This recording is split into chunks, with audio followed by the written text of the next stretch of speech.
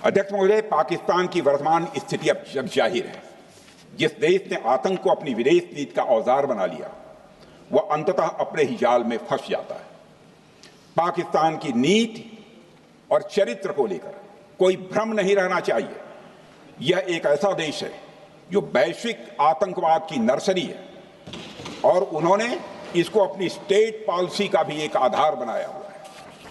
अध्यक्ष महोदय, ऑपरेशन सिंदूर के दौरान पूरी दुनिया ने देखा है कि पाकिस्तान में सरकार आतंकवादियों के लिए स्टेट फ्यूनरल का इंतजाम कर रही है और सैन्य अधिकारी भी आतंकवादियों के जनाजे में भाग लेते हैं।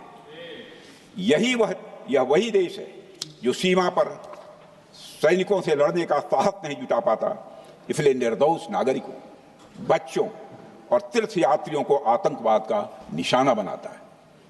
पाकिस्तान की सेना और आईएसआई आतंकवाद को एक प्रॉक्सी वार के रूप में अध्यक्ष महोदय इस्तेमाल करती हैं और उसके सहारे वे भारत को डिस्टेबलाइज करने का सपना देखती है। अध्यक्ष महोदय, मैं लोकतंत्र के मंदिर में खड़े होकर यह बात कह रहा हूं कि भारत को 1000 कट्स देने का सपना पालने वालों को नींद से जग जाना चाहिए। यह मोदी जी के नेतृत्व वाला नया भारत है जो आतंकवाद के खिलाफ किसी हद तक जा सकता है।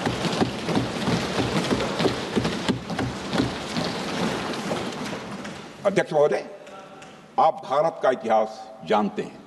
देखिए, हमने कभी भी किसी की 1 इंच जमीन पर आज तक कभी कब्जा नहीं किया है।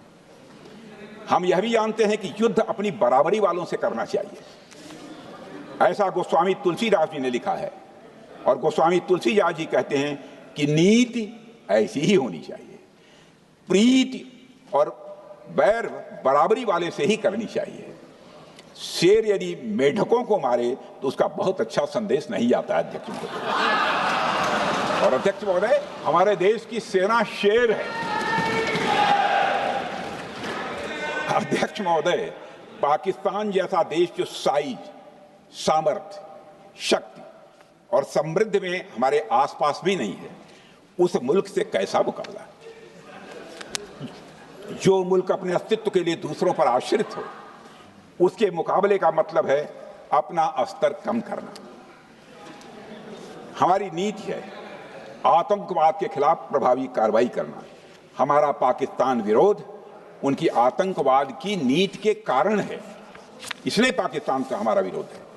अध्यक्ष महोदय, हम अगर शांति की आशा के लिए हाथ बढ़ाना जानते हैं तो अशांति फैलाने वाले हाथों को उखाड़ना भी जानते हैं। अध्यक्ष महोदय, अगर शांति के प्रयास करना हम जानते हैं तो दुष्टों को जो भाषा समझ में आए उसी भाषा में समझाना भी जानते हैं। सठे साक्ष्यम समाचरेत, अर्थात दुष्ट के साथ दुष्टता का ही व्यवहार करना पड़ता है कभी कभी। अध्यक्ष महोदय, हमने भगवान कृष्ण से सीखा है कि शिशुपाल की 100 गलतियां माफ की जा सकती हैं, पर अंत में धर्म की रक्षा के लिए सुदर्शन चक्र उठाना ही पड़ता है।